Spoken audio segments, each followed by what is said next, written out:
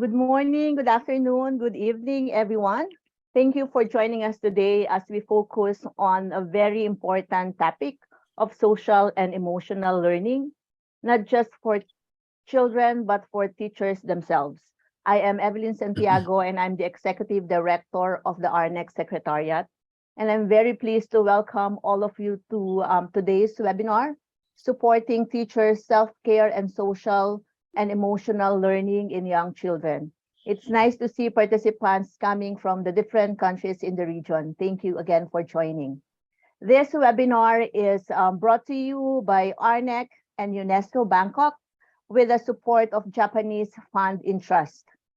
RNEC and UNESCO have been working on the Asia Pacific ECCE Teacher Training Handbook for Social and Emotional Learning, and its accompanying modules for 2 years now. This resource is a result of a very iterative process of development and review by many individuals at different levels, by social and emotional learning experts and advocates.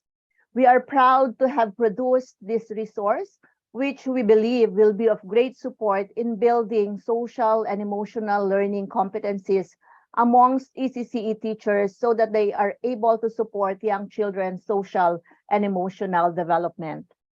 In November of last year, we have launched the handbook in a side event at the World Conference on ECCE in Tashkent, organized by UNESCO.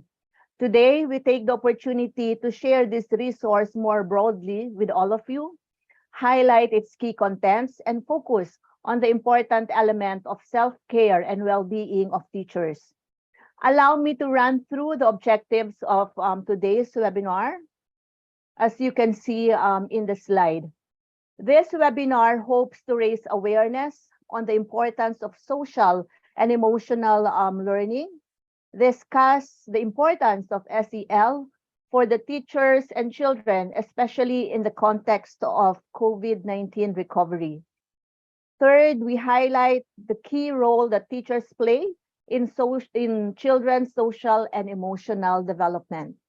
Next, we would be presenting the content, of the handbook and the modules, its significance and its target users, and the context by which, the recommended, usage of the handbook.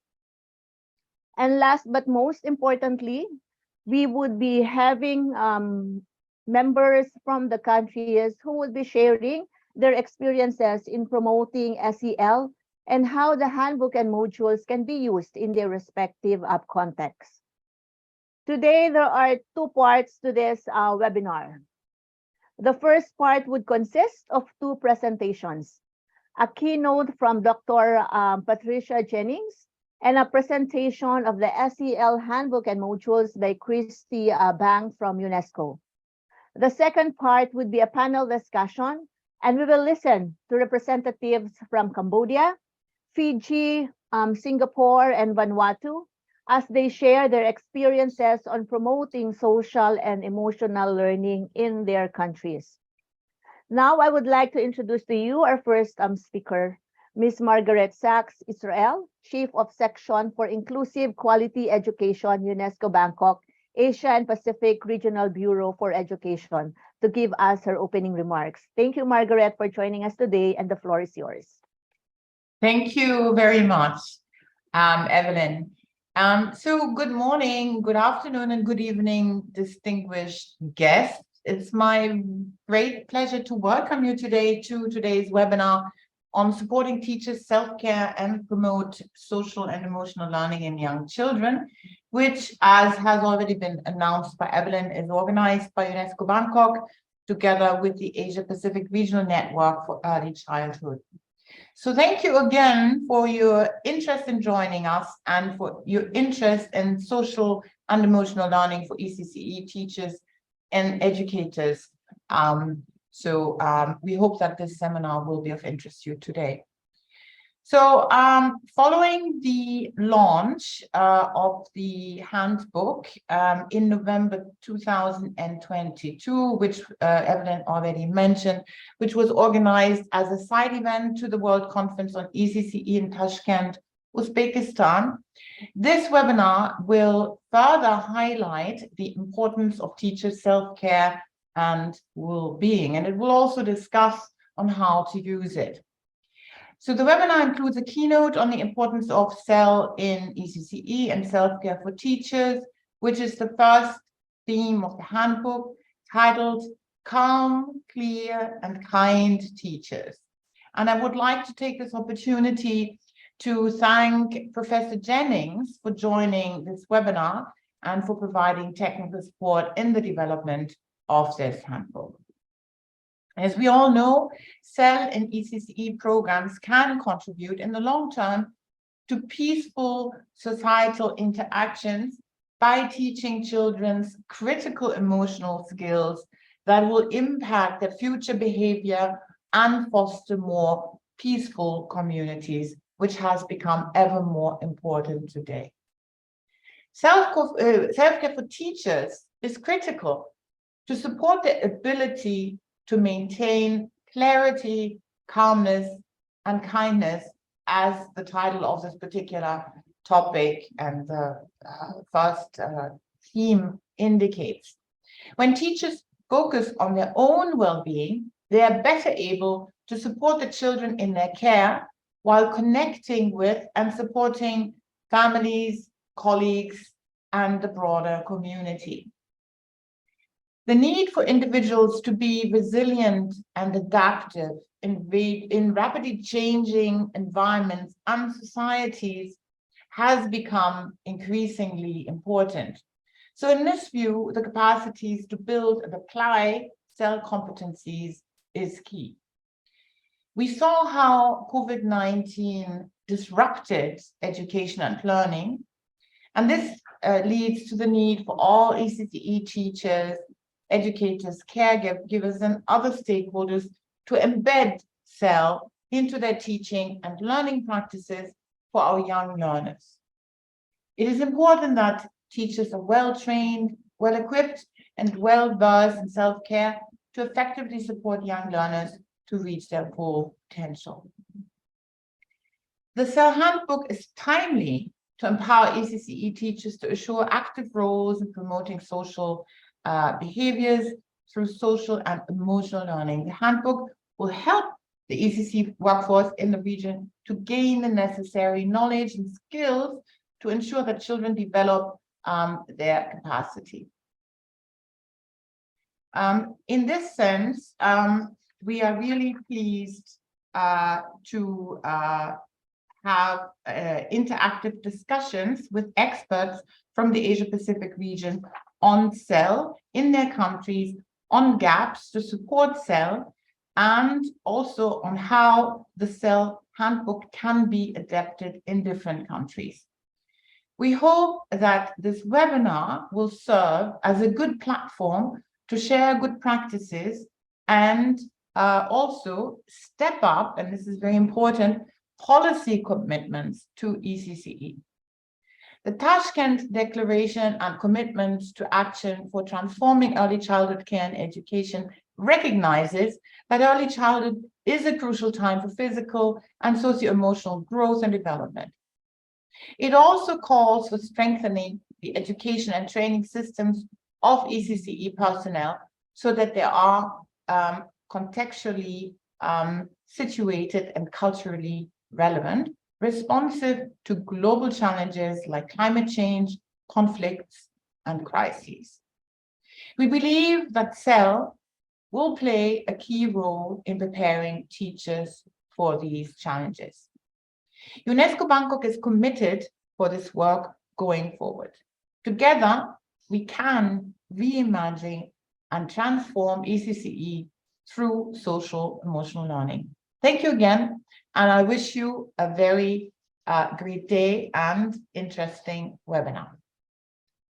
Thank you, Margaret, for your remarks and for highlighting the continued commitment of UNESCO in supporting young children, particularly in terms of quality ECCE services, and for highlighting the importance and timeliness of this SEL handbook.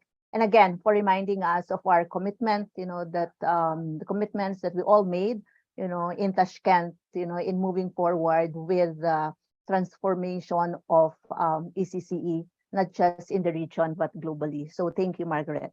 At this stage, I would like to introduce now our moderator for today's webinar, Dr. Nilima Chopra. Nilima is the ECD lead at the HCL Foundation in India. She is responsible for the planning, strategizing, and monitoring of HCL-supported ECCD projects, especially its urban flagship program. Nilima is one of our next national representatives for India. Thank you, Nilima, once again for moderating, this webinar, and over to you. Thank you, Evelyn, and thank you, Margaret, for setting this, the context and the tone for the webinar and highlighting the importance of social and emotional learning in the area of early childhood care and development. And we understand that social and emotions are our emotions are important, and we need to help our students, help our children to identify, to be self-aware. So let's start with that practice with our own selves, and take a moment, take a few deep breaths, look at your screen and identify the feeling associated with you right now. We would encourage our participants to type in the feeling that they're feeling. Just go through the box that has been shared with you, and if you have other feelings, you can share that also in the box, in the chat box.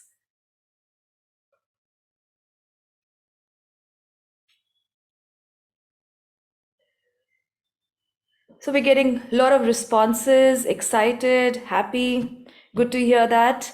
It's a nice start. We are also getting tired. Yes, all feelings are appreciated. We can't be excited or happy all the time.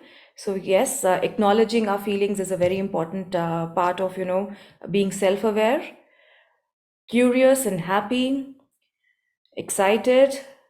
So yes, I think the feelings, the excitement is contagious, and we thank all of you to be being a part of our webinar here.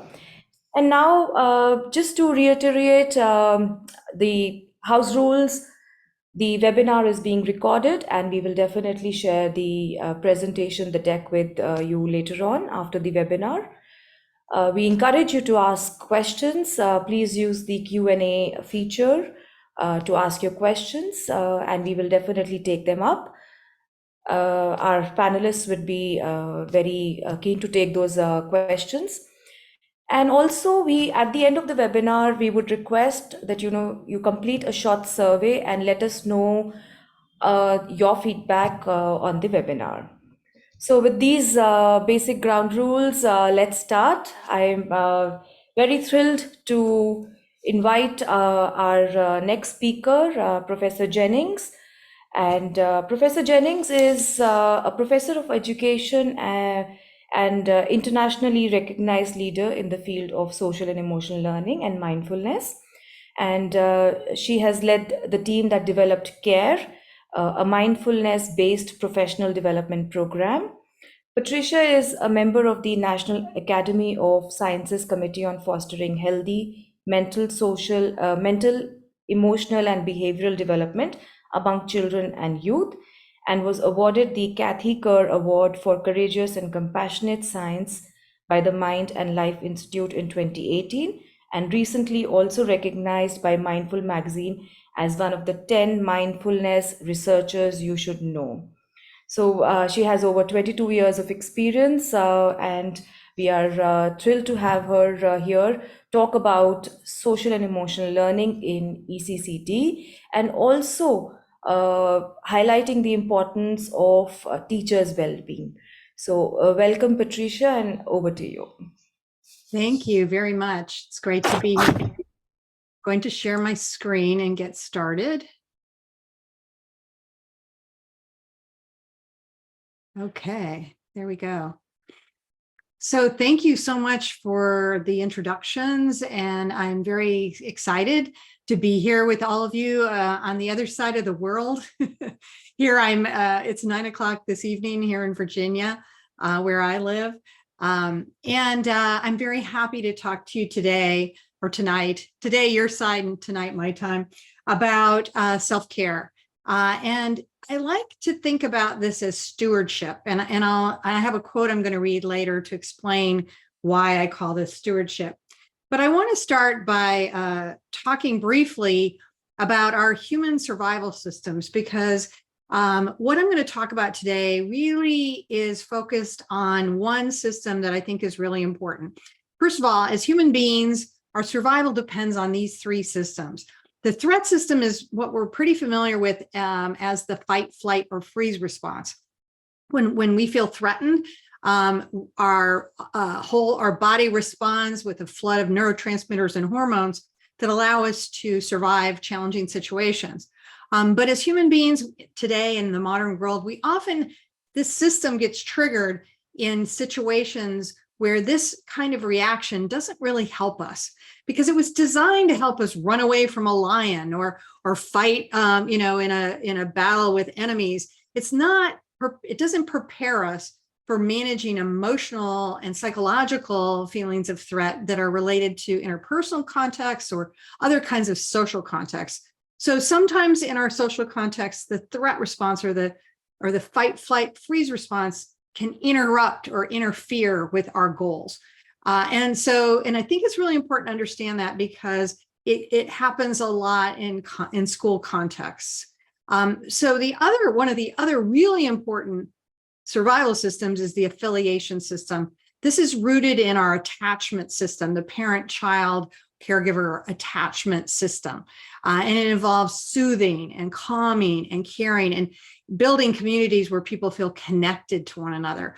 And we know from lots of research now that these kinds of communities, these kinds of opportunities where people feel like they belong, connected, they're respected, they're allowed to create and build, provide contributions that are valued. That is the really important part of the affiliation system. And in social emotional learning, we're really working on building the affiliation system and trying to moderate or calm or reduce this threat system that can interfere.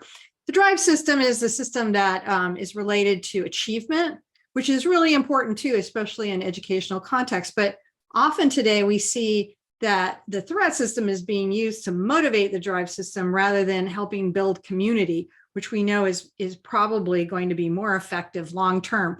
Because the other thing about the threat system is when we're feeling threatened, it's hard to learn.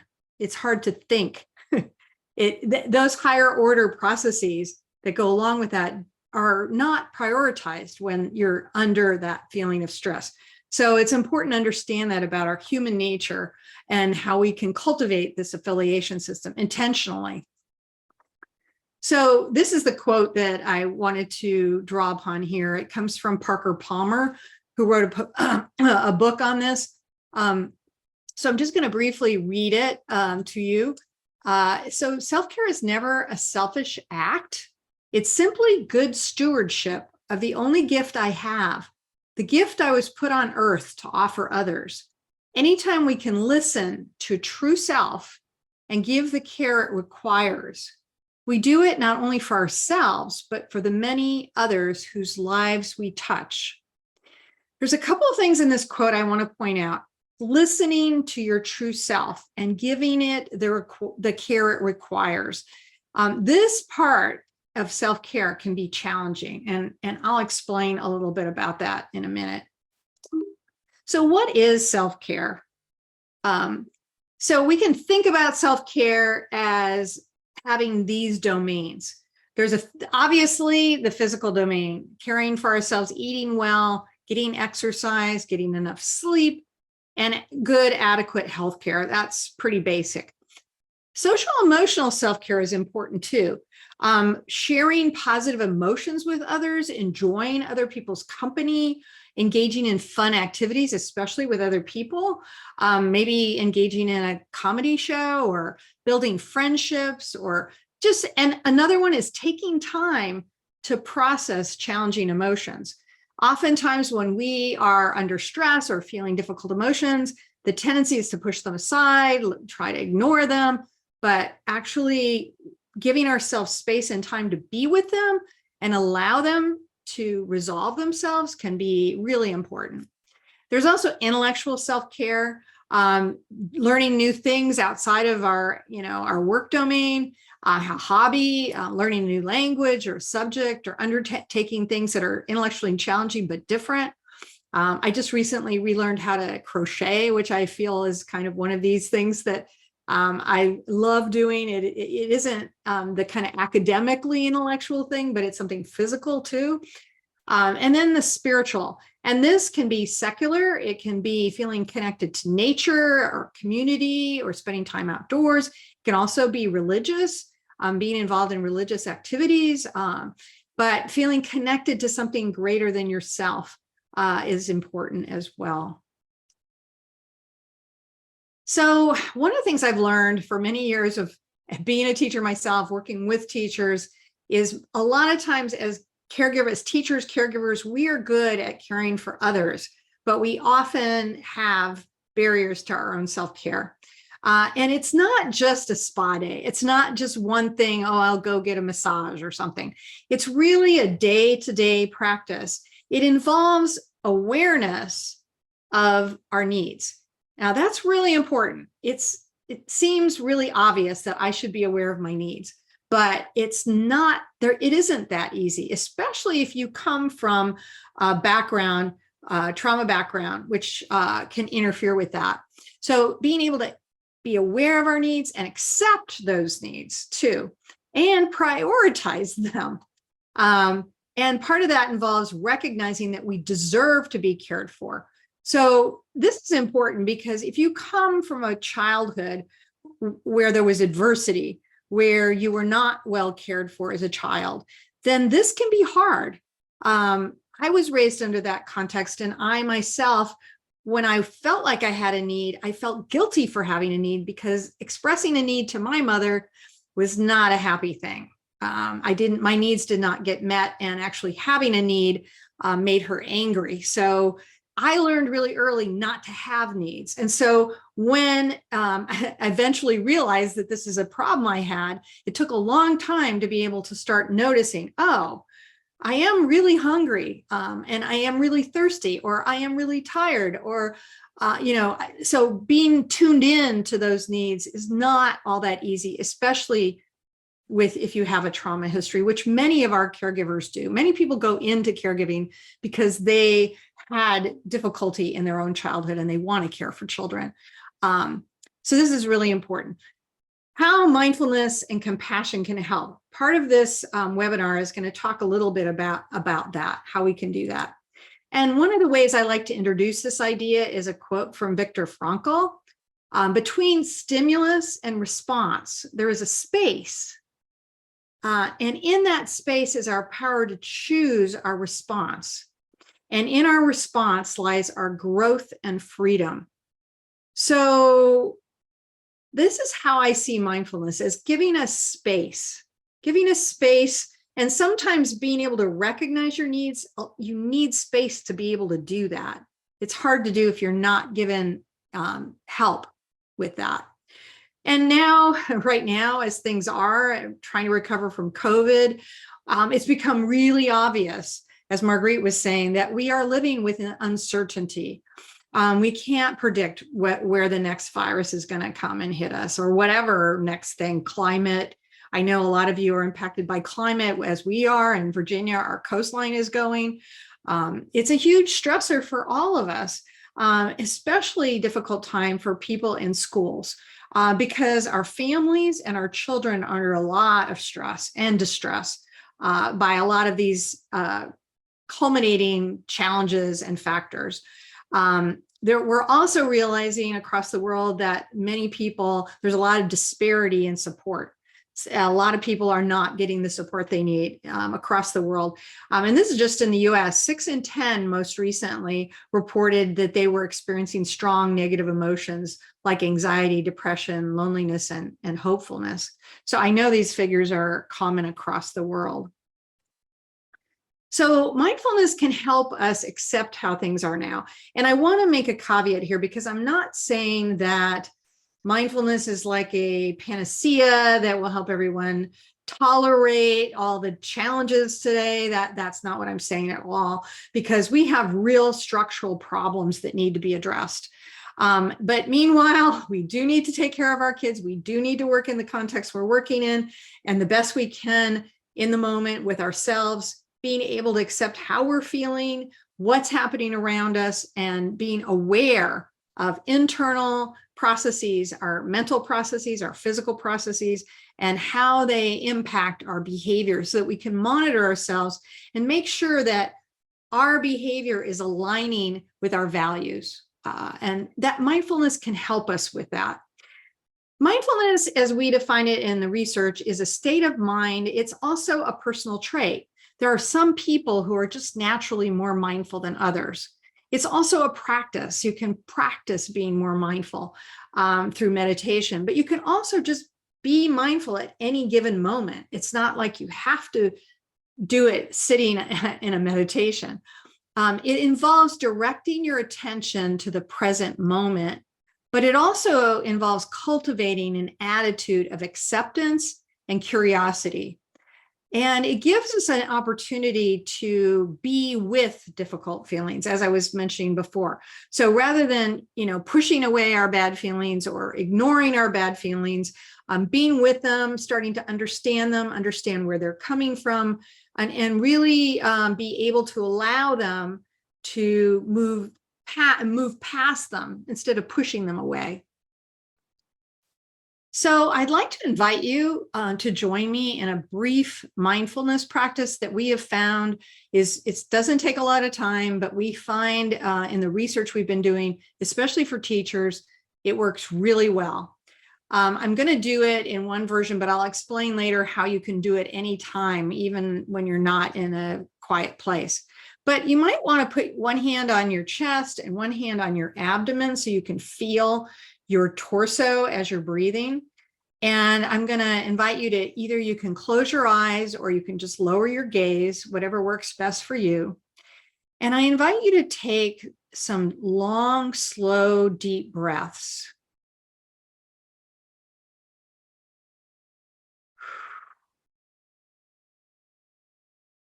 And as you're taking these breaths, really feel the sensation of the air going in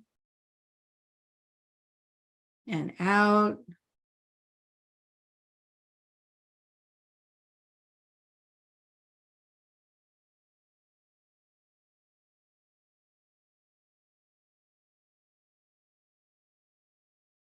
One more deep breath.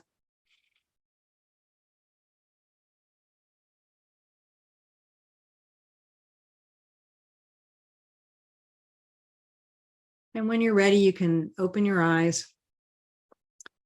Taking a few slow, deep breaths like that, mindfully, noticing the sensation of the air going in and out of your body, calms your nervous system. And it does it really quickly. And so it is a tool that has been really useful for people. When you're interacting in situations where it's challenging, when you notice that your stress level is going up, you don't have to close your eyes. You don't have to put your hands. You just take a couple of long, slow breaths. The tricky part is noticing when the stress level starts to rise. So the more mindful you are, the more you're able to tune in and notice the stress is rising. And for me, it's like the shoulders start to get tense and my jaw gets tense. And I start to feel a little anxious. And when I start noticing that, if I'm proactive and I take a couple of deep breaths, or, and the other thing teachers tell us that they've been doing that works really well is when their stress level goes up, they can model this for children. They can say, I'm noticing that I'm feeling a little stressed, so I'm going to take some deep breaths and calm myself down. So let's do that together. Let's take some slow, long breaths together. And teachers report that this helps calm everybody down. So the fight, flight, or freeze responses, it calms down, and the affiliation system is built up when you do that. So you're making that shift out of the stress reactivity into this calm, clear, kind state that we're trying to cultivate. So just take a moment to reflect on how that was for you. Were you able to keep your attention focused on your breath? Part of the practice is when your mind starts to wander, which is normal, the practice is to bring your attention back to the sensation of the breath. And then you might have noticed that you maybe felt a little calmer afterwards. Just reflect on that for a minute with yourself to see what that was like for you. Another way to cultivate this affiliation system is to intentionally cultivate and savor positive emotions. So one thing we know about the affiliation system and about positive emotions, and when I say positive emotions, I kind of put it in air quotes because I don't like to use the word positive about emotions when I'm teaching kids and I don't like to use negative because I don't want to give the impression that some emotions are good and some emotions are bad. All emotions are normal human processes. They're really important processes. They're key to our survival. So I like to often call them comfortable or pleasant emotions instead of positive. But one thing we know is that they undo the effects of negative emotions. So negative emotions are often associated with the stress response, like anger, fear. And when we're feeling stress, those emotions rise. But if there's some way we can shift our emotional state to happiness, joy, appreciation, gratitude, those emotions will relieve the stress from those uncomfortable emotions. And we can do that intentionally by savoring these emotions when we're feeling them. And this is something that I encourage teachers to do too, because some of the children we have that we work with may not have a lot of these emotions at home. They might be living in very stressful contexts. And when you're in a classroom and kids are enjoying themselves, if you can point it out to them, look how much fun we're having. Isn't this fun? How does it feel when you're having fun? Are you feeling happy? What does that feel like? Can you describe it? Does it feel tingly in your body? Does it feel warm? How does it feel? And helping everybody, the adults and the children, connect to those feelings and really, savor them. And, really build this positivity, can help cultivate in the whole community a feeling of warmth and connectedness. Like I was talking about earlier. One of the things we know from a lot of research is that the context, and I mean the whole school, the whole community, the classroom is important, but the whole school is important too. And all of these skills, these self-regulation skills that I'm talking about, have to come from the top down. So that means that the school leaders, the teachers all have to come from this ethos of care and kindness and compassion to one another. And I know that's challenging, but if we're not modeling it, it's going to be really hard to expect our children to be learning it because they learn by watching us. And that's not always easy. And I know today, being an early childhood caregiver, and that's how I started my career in early childhood, is really difficult. It's a very challenging time. So we need to give ourselves self-compassion. And sometimes that might mean first calming ourselves down, recognizing that we're having uncomfortable feelings, recognizing that that's normal and natural and human. When you're doing something this difficult, of course it's going to be hard. Of course, there's going to be moments when you feel angry and frustrated and exhausted, and allowing those feelings to be there and be okay. And then giving yourself some kindness and recognizing that it's difficult what you're trying to do. But maintaining that commitment because we know how important what we're doing is. Also recognizing that we may not be able to help everybody, but we're going to do the best we can. And all we can do is the best we can. So I'd like to leave you with that. If you want to learn more about this work that I've been doing, these are some of the books I've written in this area. The Mindfulness for Teachers book has a lot of information, goes in way more depth into what I've been talking about. Also, the trauma-informed classroom is important too, because we know that these kinds of communities I've been describing are really important to helping children recover from trauma. The relationships they have, the strong relationships they have with the adults in a school context are really important and can help them if the adults themselves are self-regulated and calm. So I know I wanted to make sure we have some time for some Q&A. I see that there are some in the chat box. So in my countries, when we talk about mindfulness, some teachers feel it relates to religion and they feel not ready to learn and practice about that. In your experience, how should we deal with that reality? That's a really good question. And, I know most of you are in Asia and, many of these practices originated in Asia. In the United States, especially in the public schools, everything we do has to be secular. We're not allowed to bring anything religious into our schools and our public schools. And so we have worked really hard to clearly explain that these are natural, normal human practices. They don't have to be associated with a religion. They come from lots of different human traditions. So they're part of our heritage as human beings.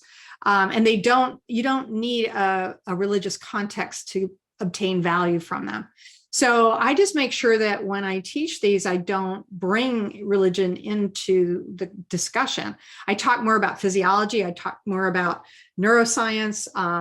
And we know from lots of research that these simple practices of paying attention to our breathing, to paying attention to our movements in this way of being present in the present moment with this, cultivating this sense of acceptance. We know that it works. So that's how I explain it. And when I first started doing this, 15 years ago in the United States, there was this hesitancy, but I'll tell you now in the United States, everybody knows about it. And I don't have that same reticence to it that we used to. So I think people are getting, as they get more familiar with the research behind it and the fact that it can be secular, I think it will become more accepted. And Yuri from Indonesia is asking that, in fact, emotional is something that is abstract and I can't control except ourselves. How to manage emotional, not only for the child, but also for the teacher as the child. Yeah, this is really important. I mean, there's a lot of research that self-regulation is really key to this. And to create an environment where children can learn to self-regulate requires building, there's 3 aspects to this. I wrote down these notes because I knew people were going to ask this. So teaching self-regulation through skills like learning to calm down, learning to take breaths, learning to recognize when we are dysregulated. You don't always notice when you're dysregulated. So being able to recognize that and to do something about it. Cultivating and maintaining supportive environments. And this involves providing clear, consistent expectations and limits, pro-social norms that are reinforced and communicated, and that support self-regulation, and keeping the stress levels low so children can manage them. If the environment is chaotic, it's going to make the stress levels high. It's going to be very hard for children to self-regulate. So creating these stable, calm environments is important. But the last one is really key. It's providing co-regulation, especially for young children. Now, this is a word that comes from the infant research literature of how mothers and other caregivers help co-regulate infants. But children need co-regulation actually all the way through, even into adolescence. It looks different as they get older. But one of the ways we can co-regulate children is to be present for them and to give them feedback on what's happening and coach them through what's happening. So if we see a child expressing anger, we can say, wow, it looks to me like you're feeling angry. How does that feel? What's going on? Can you notice what it feels like in your body? Can you take some breaths and calm down so you can talk a little bit? Or maybe you need a little bit of time to calm yourself down so we can work out this problem. We need to help them learn these skills. Unfortunately, in many of our cultures, I'm talking about my own, when children are dysregulated, there's a tendency to react in ways that are very coercive in trying to control them, which actually doesn't work. It doesn't work at all, because then we're dysregulated and we're just fueling their dysregulation. So the adult's own self-regulation is really, really important. So how often do you teach mindfulness in class? I don't necessarily recommend teaching children mindfulness the way we do it with adults. And if you're really interested in this with younger children, the book, Mindfulness in the Pre-K Classroom, I like to embed it into other activities like sensory activities, helping children become aware of the world and focusing attention on things that they're looking at, things that they're hearing, things that they're tasting. I also like to introduce activities that involve the body awareness. Yoga is great with kids because they have to learn where their body is in space and how to balance. So anything that involves senses or movement with young children is appropriate, but the kinds of practices we do with adults are probably not. So I would just encourage teachers to learn these skills first so that they're more able to see how they might introduce them appropriately to young children, but not the same things that we do with adults. Are you also aware of Reframing, the Emotional World of Early Childhood Classroom book? I'm not familiar with that book, so I'm sorry, I can't speak to it. In many Pacific Islands, the common set of Pacific values drive teaching approaches, including social emotional learning. Strong sense of community as opposed to individuality permeates the way of life. How can we shift the narrative from self-individual to encourage community-based thinking, which is more conducive to, yeah, you're right. I mean, talk about individuality. The United States is the most individual, I think, this is my opinion. I don't know. I haven't been to every country in the world, but I think our individualism is really problematic, really, really problematic. I think the other cultures that have a more, collective, community-based orientation it can be very, very helpful. So I'm not really sure. We're working hard to make this shift here in the United States where it is very hard. But part of it involves building this ethos of care for others and compassion for others, so that people can sort of shift from, it's all about me to it's all about my community, because ultimately none of us live by ourselves. We all live in a community. How do we, Diana says, how do we make sure that self-regulation skills taught at school be consistently practiced at home, apart from communicating with their parents or guardians? Oh, this is a big challenge. I totally recognize this. I think, being able to do parent instruction, teaching parents. But I remember when I was doing this work, it was really hard to get the parents that really needed it to come. I think one of the things we have learned, though, is that when children learn how to calm themselves down and simple practices for calming themselves, they sometimes teach their parents, which may be even more effective than us trying to explain it to them. So that might be one way to help. But I think helping them understand how important co-regulation is and the role they play in that might be helpful too. Would you highlight how we can practice mindfulness at home as parents, our first contact with children? I think any adults that are working with children, whether they're teachers or parents, the more we can practice being present and calm and clear, like calm, clear, and kind. The clarity comes from practicing this state of awareness where we're clear about what's happening, being calm, learning these practices to calm ourselves down, and then cultivating compassion so we can be kind. Any things that we learn how to do that will build those skills will be good for our children. Thank you for sharing your time and expertise with us. May I inquire as how we can properly distinguish adult self-care with that of being selfish? Coming from Oriental societies in Asia, there are some traditional cultural barriers to break in order to practice adult self-care, which often is confused with individuals' prior. Yes. Yes, we have this too.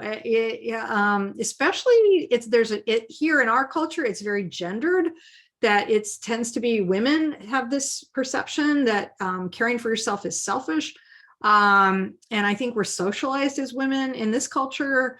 And if we come from a history of a childhood where our needs were not allowed to exist, like I was describing, it's a big barrier. It's something we have to learn to overcome. But the only thing I can say is I cannot give my best if I don't give myself my best. And I have to tell myself that every day, because, and as you get older, it becomes even more obvious, because you have to take care of yourself. If you don't, you get sick, you die young, So if you want to have a long, healthy life, you really learn eventually that if you don't take care of yourself, you're not going to have a long, healthy life. Yeah, Tish, I know we're running out of time, right? Yes. Okay. I think it was an amazing session, the presentation. I think you covered so many important aspects of co-regulation, of the importance of being, the self-awareness and mindfulness as the core social and emotional competencies that if we build in our young children, it can help them in resolving or building capacities related to resolving conflicts, to making responsible decision makings, to being empathetic, kind, and compassionate adults. So I think amazing points, and very important point also I felt on negative versus positive emotions. To identify, understanding that all emotions are important. They are there, and we need to process these emotions and understand how to deal with them. That is an important part. So many questions. I would just like to, final question maybe on. Often there's a discussion on caregivers who are, managing children with disabilities or children with special needs. They need some special inputs related to social and emotional learning. So how would you take that? What is your take on managing children with special needs? Yeah, it is challenging. Again, it's really all about self-regulation. A lot of times children with special needs have even harder time with self-regulation. They may take longer to learn self-regulation. They may need a lot of supports to learn self-regulation. They may need a lot of repetition. And so I think you have to be really patient, and but you can build skills in all children can learn skills. And it just might take longer. You might need more patience. The other thing is you might need environments that are less stimulating. You might need quieter environments. You might need fewer things around the classroom. You definitely need fewer children, because I know when children have special needs, being thrown into a group of 20, 30 children they just can't handle it. I mean, a lot of kids can't handle that many. Imagine yourself sometimes thrown into a room of 20, 30 adults that you don't know.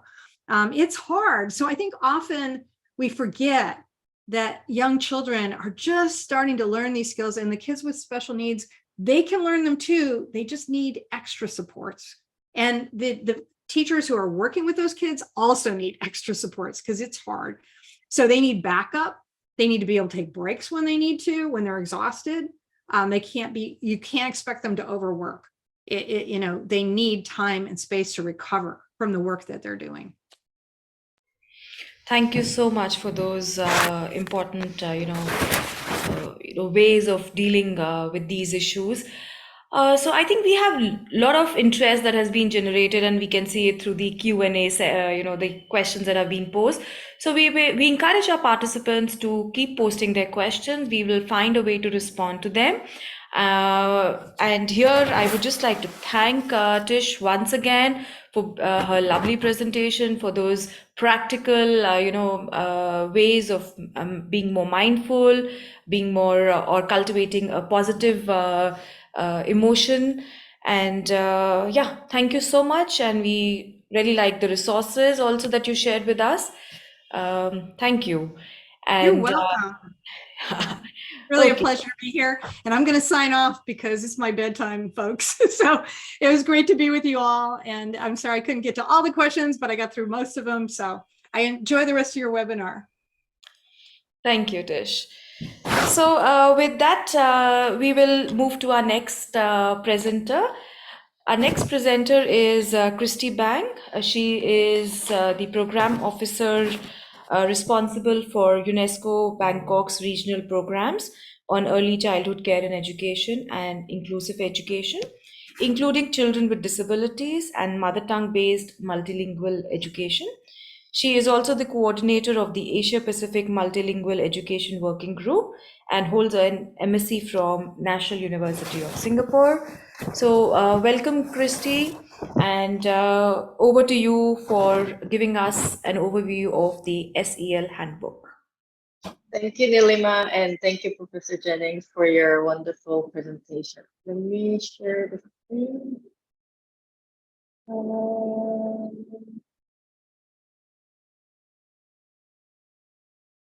Can you see my screen? Yes, we do. Okay, great.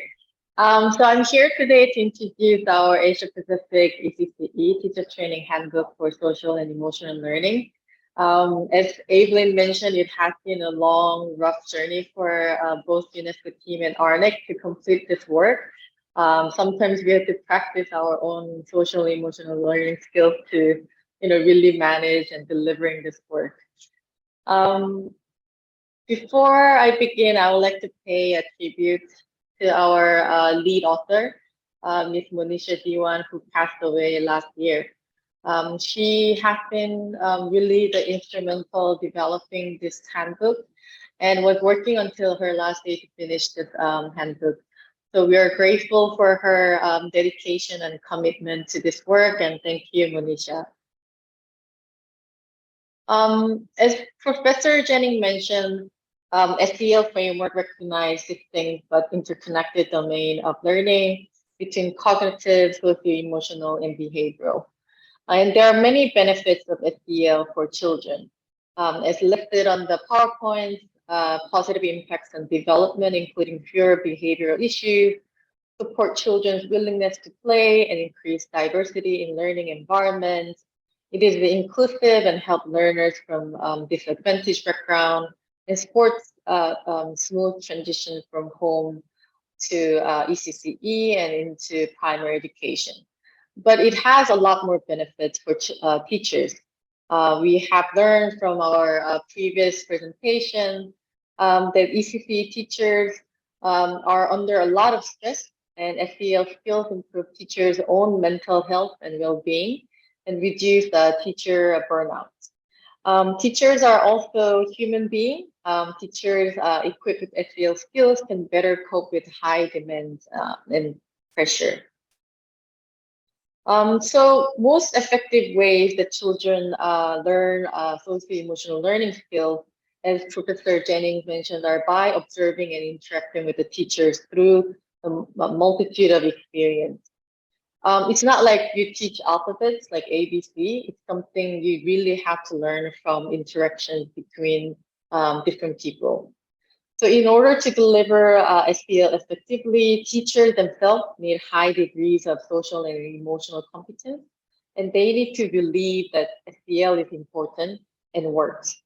So in order to deliver high quality ECCE, teachers need to be supported with a high quality material, trainings, well qualified and capable trainers, and coherent and systemic approach. So in order to address the current gap in teacher professional development, UNESCO Bangkok has been working on different projects to build countries in the region's capacity in ECCE teacher development.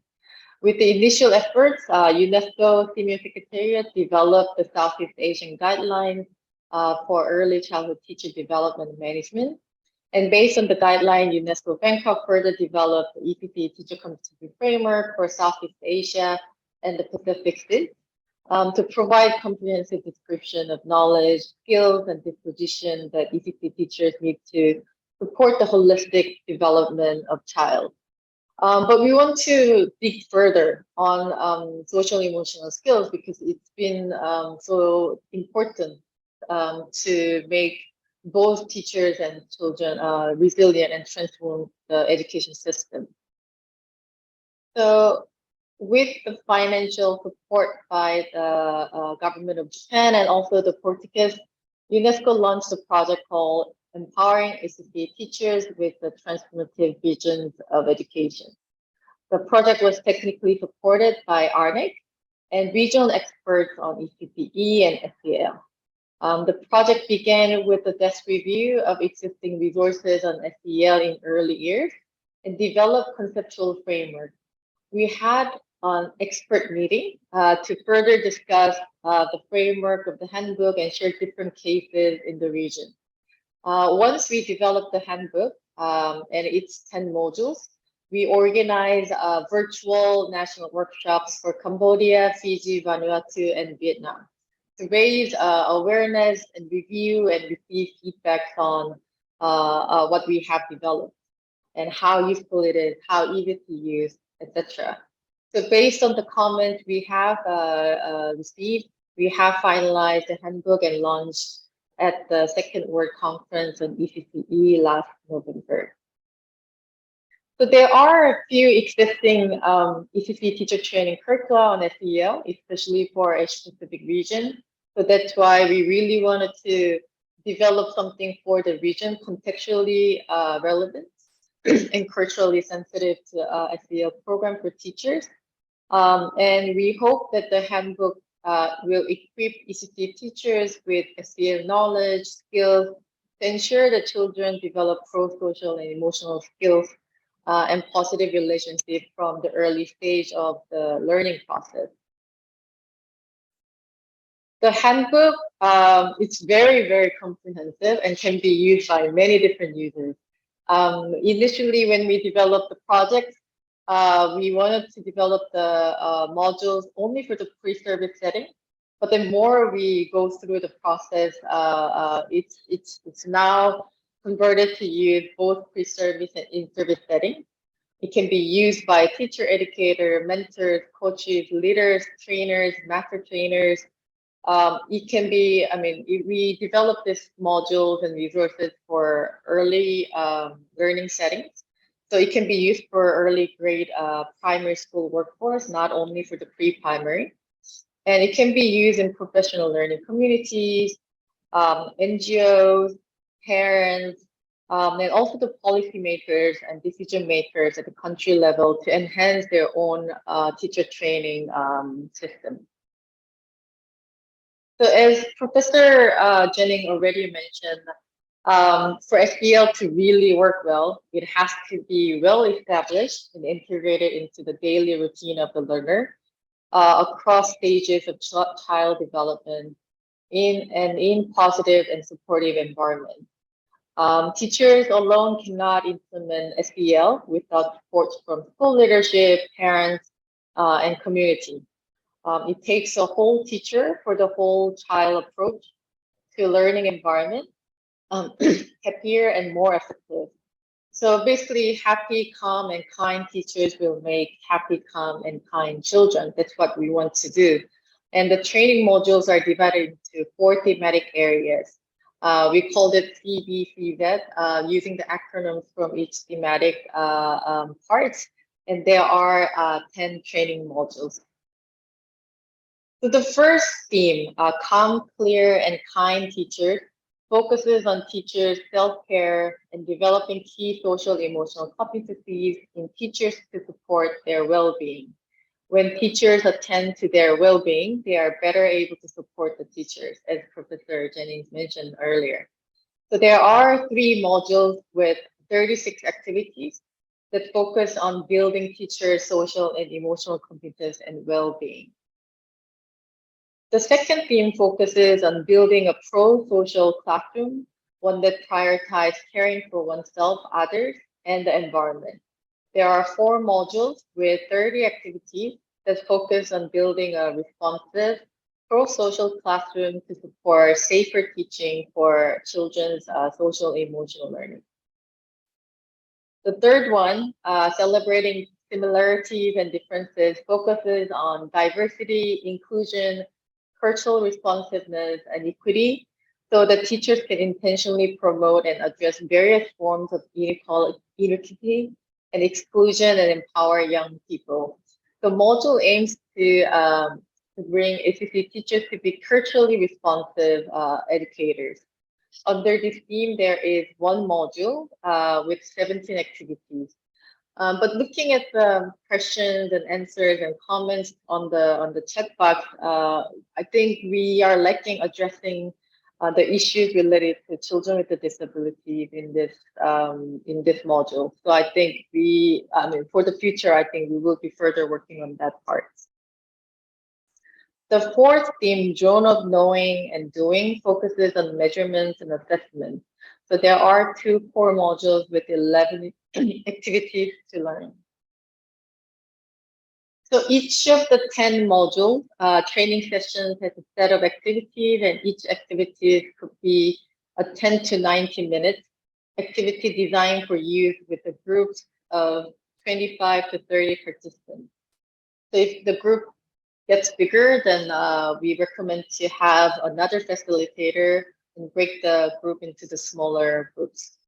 So each training session follows the same pattern for ease of use. The content of the training module includes a strategy for experiential learning activities. The SEL program can be delivered at one time through intensive 4 to 6 week program covering all 4 themes, which you need 73 hours to complete, or delivered by themes based on learners' needs. As you can see, we have marked essential and desire activities to master the topic. So I would like to share one sample activity from our module to understand informal mindful awareness practice as a preventive and interventionist strategy for stress reduction. I feel like we're keeping calming the participants down more and more.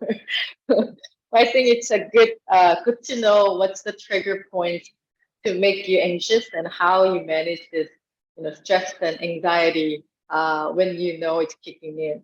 So here is one of the coping technique called 5, 4, 3, 2, 1. So when you feel stressed or when you feel anxiety, 5, acknowledge 5 things you see around you. So think about the things around you. It could be a pen, it could be a tea that I'm holding, it could be a telephone, anything around your surrounding. 4, acknowledging 4 things you can touch around you. It could be my hair, my pen once again, my feet, my hands, something that you can touch. Acknowledge 3 things you hear. It can be external sound, honking on the street, or it can be from your body. It can be internal or external to your body. And acknowledge 2 things you can smell. What you can smell right now. I can smell my tea at the moment, but try to think of something you can smell and calm down. And lastly, acknowledge 1 thing you can taste. What does the inside of your mouth taste like? I'm thinking for my lunch, I'm trying to imagine what I'm going to have for lunch, trying to think about the taste. And how do you feel after all this acknowledgement of different things surrounding you? I think I feel already calm, excited, rather than being anxious and stressed out, trying to present in front of everyone. So I hope this simple technique can help going through the difficult days, difficult situation. And there are many other activities that we have in our modules, which teachers can follow and train themselves and use in their daily routines. So that's it for my presentation, and thank you for listening, and hope you will find our resource useful and relevant for all of you. And our handbook and all the modules will be available by this Friday, and we will share the link, all of you, through the emails. Thank you. Thank you, Christy. It was really nice of you to take us through the journey of developing this useful and valuable resource, the SEL Handbook.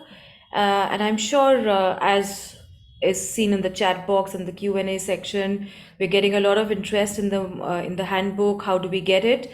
So you mentioned that you'll be sharing the links for the resources. And we can also through Arnic provide those links. So thank you so much. And I really liked, something that you said, the approach of whole teacher to the whole child. I mean, it emphasizes the importance of a buy-in from all the stakeholders. So it's just not talking about SEL in silos, but we need to, for children only, but for teachers, buy-in from families, from communities, for the entire school. So I think that is an important aspect to focus on. So with this, we would like to thank Christy, and we will keep taking the questions. Do share your questions and comments in the chat box and Q&A section. We'll definitely take them up. We will now move to the next part of our webinar, which is a panel discussion. And for this, I would like to invite the panelists. We have with us Ms. Thong Shanchoda from Cambodia. Ms. Thong is Vice Chief, Early Childhood Education Office of Early Childhood Education Department, Ministry of Education, Youth and Sport in Cambodia. And she has been working with the ministry for 12 years.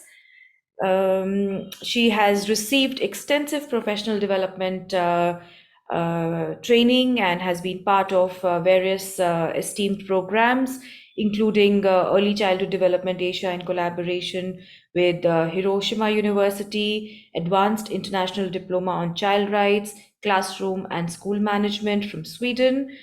And she's also completed the course on building effective early learning systems by the World Bank. So we welcome you, Ms. Thong. Thank you for being one of the panelists. Our next panelist is Dr. Christine Shen. Dr. Christine Shen joined ARNIC as the member of Board of Directors in 2014, and she's founder and current president of Association for Early Childhood Educators, ACES.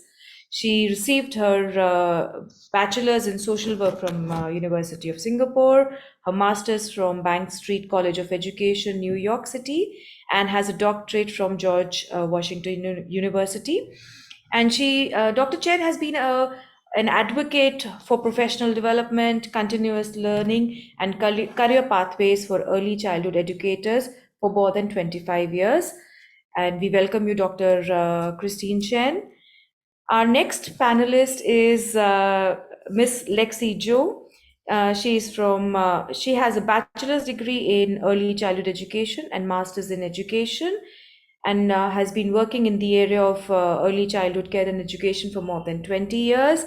She has joined Vanuatu Institute of Teacher Training in 2017 and has transitioned into National University of Vanuatu.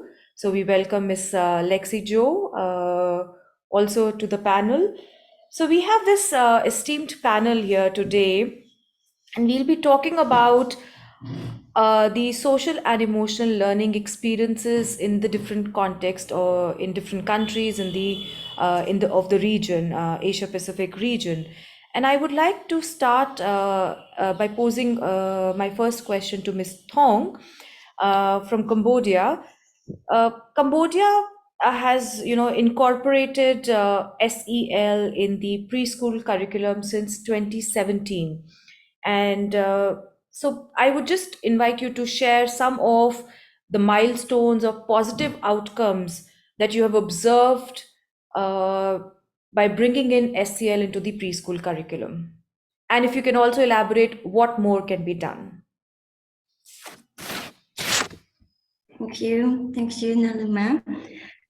Hello, everyone. My name is Chanda, and thank you for your question. Of course, in Cambodia, we start adopting SEL from 2017, and we have a lot of activity as the long journey, and we get more experience. And although we learn a lot with all of the session of the workshop that we conduct with the teacher, and it really fruitful that relate with what is the milestone or what is the effectiveness of SEL after we adapt. So of course we have adapted the way of measurement about 2018 that we have two tools at the day. We have one tool relate with ECCE. It means that it is the short form related with the holistic development of the children that we conduct to survey with the children in the target village and district. And also we have the other two related with SEL, and it is the kind of the child assessment tool that we are combine it or develop it very closely aligned with SEL regional and all those with the curriculum in Cambodia.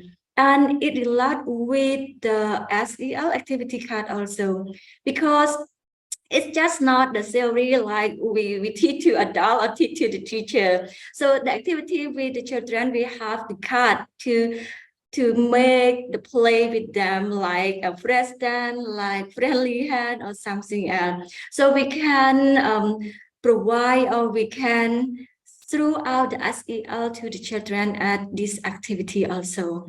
And of course, as the result at 2018, so if we talk about the ECCES, it really different was significant at about I mean that at the both baseline and the end line, but all those were online is very larger. So it means that like in the intervention group, so they really get the higher grade or higher score in the tool.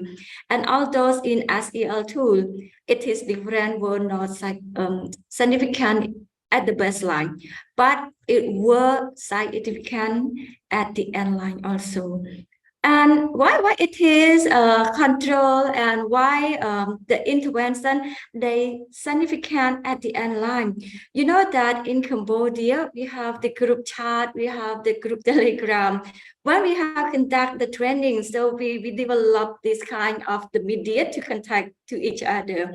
So the teacher can share the new thing that they learn, the new thing that they get from the ministry or from the organization, and after that they promote it to each other, sometimes by the technical meeting or sometimes by the activity in the chat group. So that's why most of them they're really interesting. The teacher really like about SEL activity, and sometimes when the children they are doing activity, so the teacher or the principal or the stakeholder they really intervention or really interested in this, they take the video and post it in the Telegram group to find out the children is really happy, they're really active, they really enjoy with this kind of activity. And all those teachers, the teacher, you know, that asked in the question in the chat that already answered.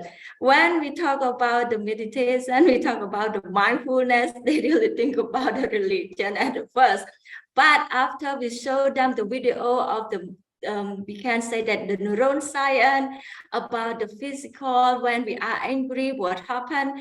So after that, they think that, okay, the calm down or the mindfulness is really important as the other teacher, because the ratio of the children and the teacher in Cambodia is really large. One teacher, they need to look after 30 or 35 children. So that's why they need to calm themselves. They need to take care of themselves before they take care of the children. So SEL is come in this current situation. It is that we can say that the good choice for the teacher. It means that in the occasion of the reform situation, the teacher have a lot of things to do, many tasks to do. So when they know about, okay, we need to get this emotion. After that, we need to show it or we need to accept it, but it's not in the wrong way, because the children also, so they can understand and they can not, identify this feeling. They are angry, they are tired. Okay, they can spread it out by playing, like dancing, like doing something with friends, make funny, and all those with one activity that the teacher have the feedback in the group Telegram also. She said that just only one game or one card activity related with friendly hand. When the children play, they said that my hand is open for you when you are upset. Or when a friend crying, they come and hug each other. They said that don't cry, it's okay. You can cry, you can cry. Sometimes they said that. So this is the good way that the teacher can find out, okay, we can identify our feeling and we can accept it, but sometimes it's not the way that we spread it out to affect with the other people. So it's not just only for the children, but the teacher, they can find out a lot of effectiveness and importance in SEL after our workshop. And all those, we have done a lot of training. It's not just only one time in SEL. We need to refreshment sometime, like, in our target, we have 5 times of the training or the workshop.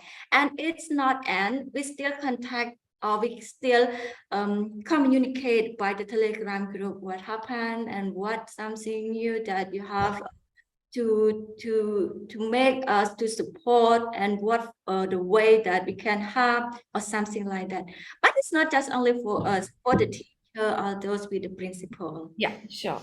Thank you so much for bringing that insight and sharing, your experiences of SEL, implementing SEL in your curriculum, and also talking about the measuring SEL through tools. I think I really agree with you when you say that we need to use these child-friendly ways of building social and emotional learning competencies in children. I think that is very important. And another very important thing that you touched upon is of communicating and sharing with each other. You mentioned Telegram, you mentioned making videos and sharing. So a lot can happen through peer learning. And definitely we need to recognize the importance of regular training. It's not one-time affair. We need to regularly update ourselves and our teachers regarding social and emotional learning. So thank you for that sharing from Cambodia. Next, we may move to Lexi from Vanuatu. So, I would just like to understand how has the handbook helped you? Do you think the SEL handbook and the modules, how can they be used in Vanuatu? What is your experience and learning from that? Uh, Lexi, you are on mute. Sorry, you're on mute. Please unmute yourself. You're still on mute.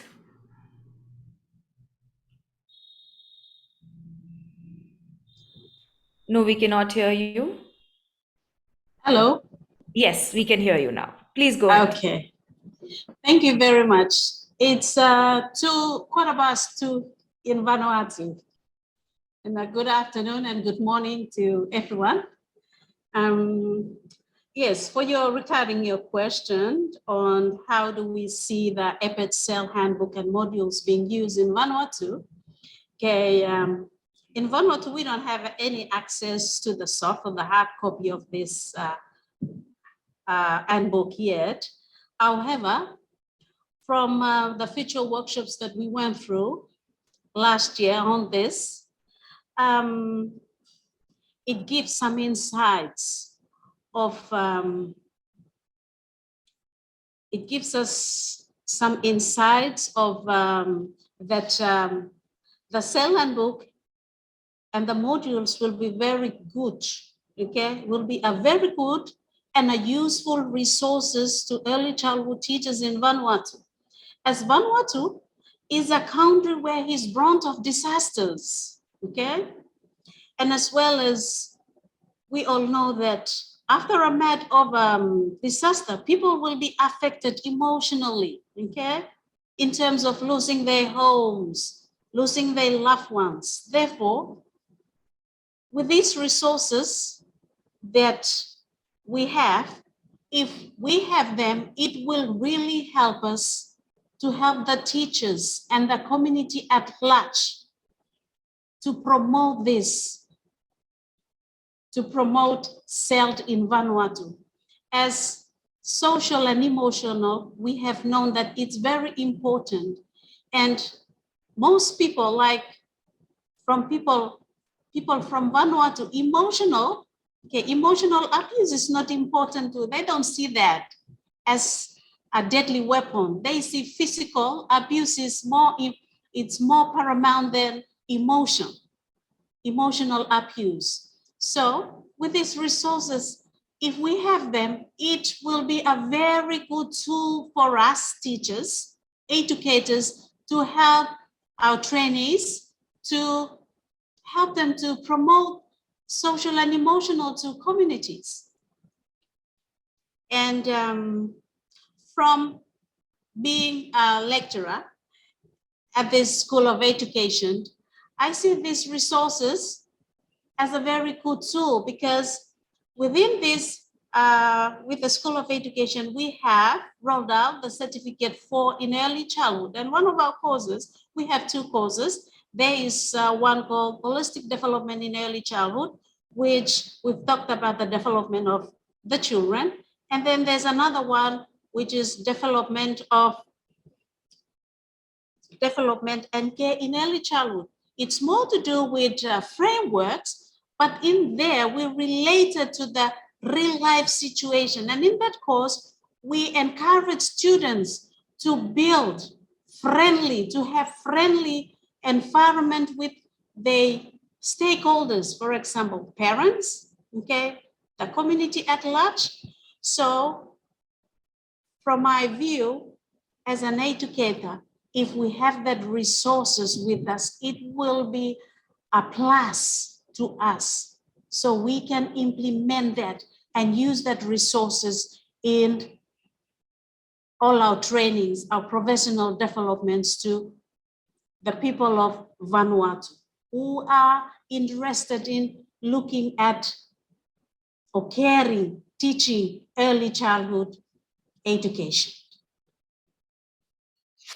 Thank you. Lexi. Yeah. Thank you, Lexi. I think you've really touched an important point that the handbook is a very important tool to promote social and emotional learning and take it to the community. That is very important. And the other important thing is about disasters. Although I feel that social and emotional learning is important for all contexts in all different situations, but it becomes especially relevant for communities which are affected by disasters. So these real life situations and the use of SEL handbook will definitely be useful in your context. Thank you for highlighting that. So now we move to Dr. Christine Shen.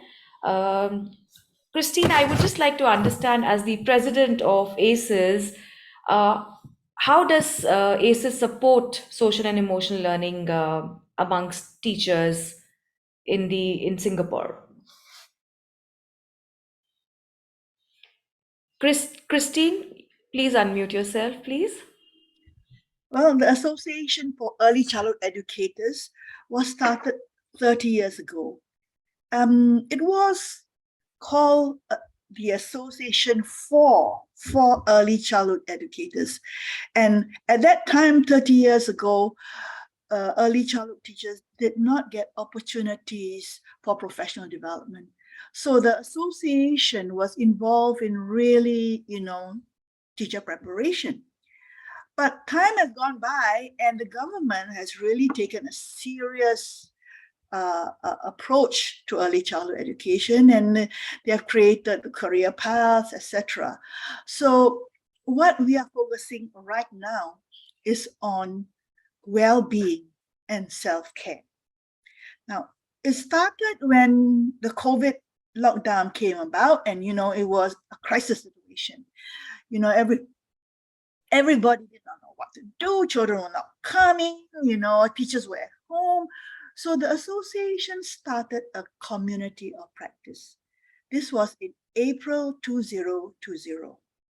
So we discussed issues like, how do we, bring school to the homes?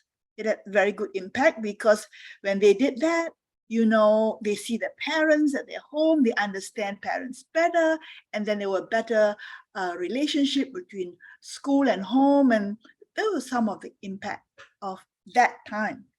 Now, so when the lockdown was over, we thought, well and nice, we've done our job, we've supported the teachers, they got together with the parents, great, when the children came back, the adults were worried, but the children just sailed into school, no problem. So we thought we would end this community of practice. But then it didn't pan out to be that way, because these people are saying, no, we want to carry on, So there was a need, and so we started, what we call ourselves uniting, as educators in the new norm. So we went on, okay, and then we talked about, okay, what do we do now with the kids coming back, etc. And then it went on and on to conversation. So some of the conversations that we had was teachers' journey to mindfulness, opportunities for joy, hope, and compassion. Okay. Then we talk about teamwork, and somebody from the community brought out this proverb, African proverb called Ubuntu. And what is Ubuntu? I think, Animal, you heard about it, right? So it's basically, I am only because you are or we are. So we talked about Ubuntu, how it was practiced, and how it was practiced in school among the teachers and with the children. But that spirit of affiliation, that Trish talked about, that Ubuntu really brought about in the community. Then it evolved into well-being and positive thinking. Okay, so, we are now in our third year of this community of practice, and I would like to take this opportunity to invite all of you to join us in our next community of practice, March 28th at 8 p.m. Singapore time. And the title is called Building Resilience, Values, Social Competencies, and Dispositions. We meet every month now. We're giving ourselves a break because of the lunar year and the Christmas and everything. But we're coming back March 29th at 8 p.m.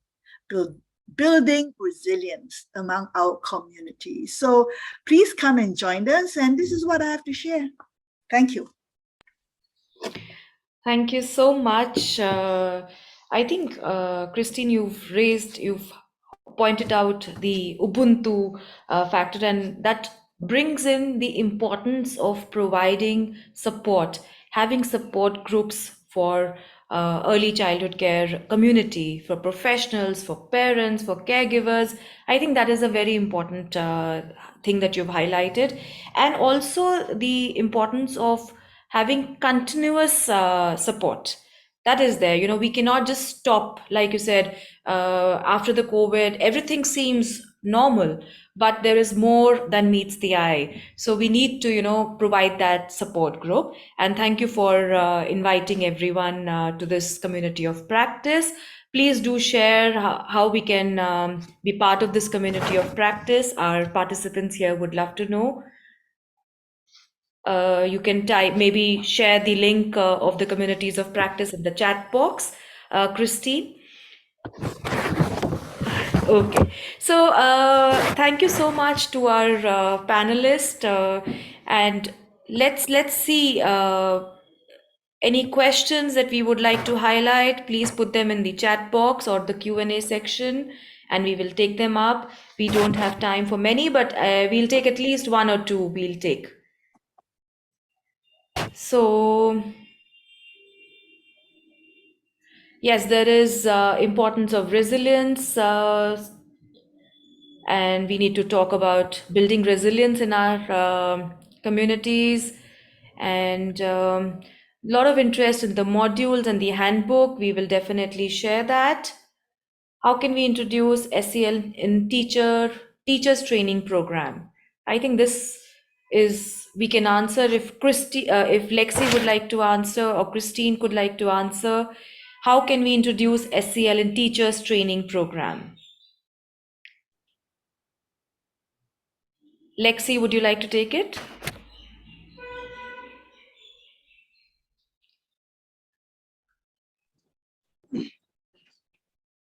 Okay. Hello, can you hear me? Yes. Hello. Okay, in regards to that question, how I put this SEL into training is I imparted some of these topics on social and emotional in one of the courses I have mentioned earlier, that within our certificate for in early childhood care and teaching, we have two courses, okay? The holistic development and the development of learning. And within those two courses, within the holistic one, it's more to do with child development, okay? The child development. We emphasize more on the development of the child. And then within the development of the child, it's more to do with how we practice, how we link all this development with all the frameworks that we have in order to have to implement the self into our context. So that is how we do it here. Have I answered your question? Yes, yes, Lexi, thank you so much. So if Cambodia, Ms. Thong, if you would like to take that from the context of your country, how are you promoting SEL in teachers training? Thank you so much for the question. You know that one we conduct the training 3 days with Moniza. All those we really get them from TTC, Teacher Training Center, all the TTD, it means that Teacher Training Department to come to involve, to understand, to awareness with how SEL really important and what we are doing in service. So we need to align with pre-service that we have to go in one way or the other way, but we have one target, something like that. So after in the occasional leave for the next that we already set in our way forward, we will discuss with TTD, it means that Teacher Training Department, and TTC, Teacher Training Center, to review on the curriculum and how we align or how we adapt with SEL as the course in this. So this is the good chance that we have to discuss, and it is right now, it is on the way. Yes. Thank you so much for sharing that. I think you've highlighted the importance of different departments and different agencies coming together to implement this and make it a seamless process. So thank you for that. And I think I would also like to ask Christy, about the rolling out of the handbook and any support to the countries, who are interested in using this handbook as a resource. What would be your, maybe help or support from UNESCO on this? Thank you. We're currently looking at the second phase of this project to actually do actual training for teachers, not the virtual workshop. Because I think SEL, it has to be face-to-face workshop. The virtual, we can give the message cross out, but then it has a limitation. And we have been receiving a lot of requests from the different countries to do actual training. So we're thinking of adapting the handbook in 4 different countries that we already did, and then do actual training with the Ministry of Education and the teacher training institution. I mean, depending on the funding, we may add more countries than 4 countries that we have limited for the first round. So, I mean, we will try our best to raise funds to add more countries in our next phase. Thank you. Thank you, Christy. I think we all look forward to your next steps and the support that we can get from UNESCO in using this valuable resource that has been created. So with this, I think we can, I would like to summarize the webinar, but there's so many things that have been said and such important issues have been raised. And I can only say that this is a start to all these questions, to asking these, reflecting on these important issues related to social and emotional learning and how we can use it in our own context in our countries. So thank you to all the panelists, to all the speakers, and a big thank you to Arnik for bringing us together and providing this platform to discuss an important issue, social and emotional learning in the ECCD community. So thank you so much, Andrea, for reminding me. Please complete the evaluation form before you leave. There is the link, you can see the link on your screen. You can also scan the QR code and share with us your feedback regarding the webinar. We will also try and take all the question and answers and respond to them. So thank you for posing those questions and those comments in the chat box and Q&A. And thank you, Nilima, for such a great, moderation of the webinar. And thank you to all our panelists and speakers. It has been a very interesting, session. We've gone over time, but I think it's all worth it. Thanks, everyone. Thanks to all our participants. Bye.